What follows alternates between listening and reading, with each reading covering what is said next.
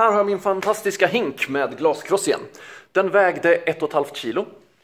Och det betyder att det krävs en kraft på 15 Newton för att lyfta upp den. När jag lyfter upp den på bordet så lyfter jag upp den 1 meter. Det vill säga jag utförde arbetet 15 Newtonmeter. 15 joule. Jag kan göra detta olika fort. Jag kan göra det jättesnabbt, jätteeffektivt. Och jag kan göra det långsamt, inte effektivt alls.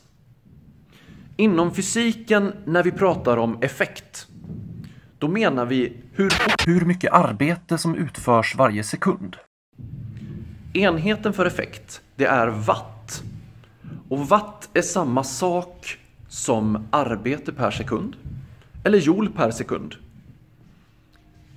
Så om jag skulle utföra arbetet att lyfta upp den här från golvet upp till bordet på 1 sekund.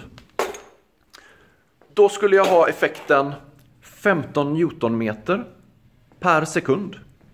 15 watt.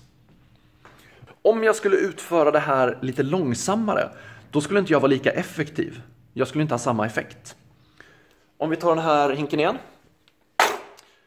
Jag utför arbetet 15 Newtonmeter. Men jag gör det denna gången på 2 sekunder. Då får jag alltså 15 Newtonmeter delat på 2. 7,5 watt. Så effektiv var jag då. Inte lika effektiv. Om jag skulle utföra det här på 10 sekunder. Lyfta hinken väldigt, väldigt långsamt. Okej, 5 sekunder.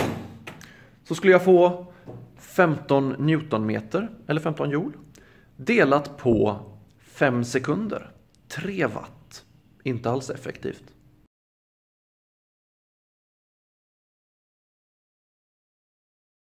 Watt är ett mått som vi oftast ser i sammanhang med elektronik. Exempelvis på glödlampor, nätaggregat, datadelar. Hur mycket en elektrisk apparat drar i ström. Eller hur många joule det drar varje sekund. Så om vi har en glödlampa på 60 watt så innebär det att den förbrukar eller omvandlar 60 joule elektrisk energi till värme och ljusenergi varje sekund. Till skillnad från en glödlampa på 40 watt som omvandlar 40 joule elektrisk energi till ljus och värme per sekund.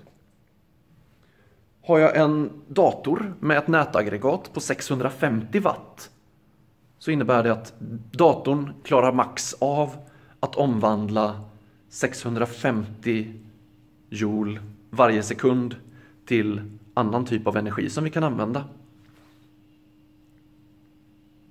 För att kolla på kattvideos.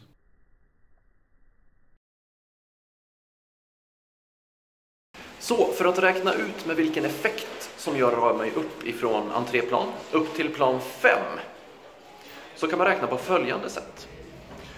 Jag väger typ 80 kilo.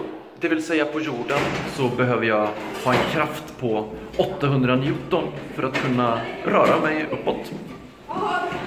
Upp till plan 5 så är det, säg 15 meter. Så jag kommer behöva... Hej! Så jag kommer behöva använda en kraft, jag kommer utföra ett arbete på 15 meter gånger 80 Newton. Vilket är 100... Allt som är kvar att göra är egentligen ta tiden. Så vi får se hur lång tid det tar.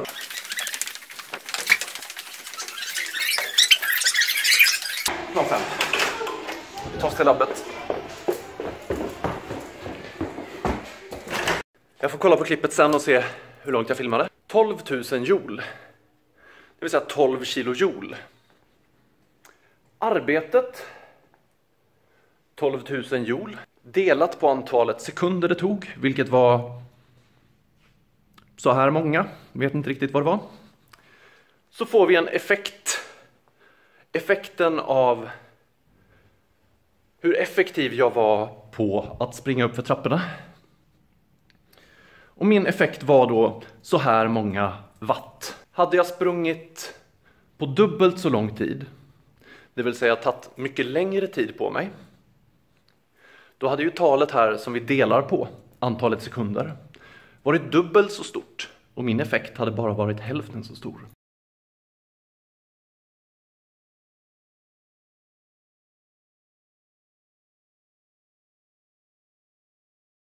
Och när man tänker efter, arbetet jag utförde, 12 kilojoule, det var också så många kalorier som jag brände. Och joule kan vi omvandla till kalorier.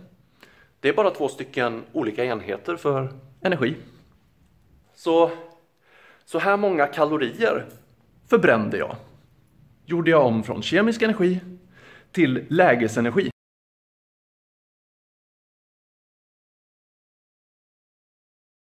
Och min kropp har nu en lägesenergi som är 12 000 joule mer än innan, i och med att jag har förflyttat mig 15 meter upp i luften. Så om jag skulle ta och hoppa ut genom fönstret här, så skulle jag få en rörelseenergi precis när jag träffar marken som skulle motsvara 12 000 joule. När jag slår i marken så skulle det förmodligen bli värme av det mesta energin. Det skulle väl låta ljudenergi, som också är en typ av rörelseenergi. Hade det blivit av denna rörelseenergin. Och den energin hade också varit på 12 000 joule.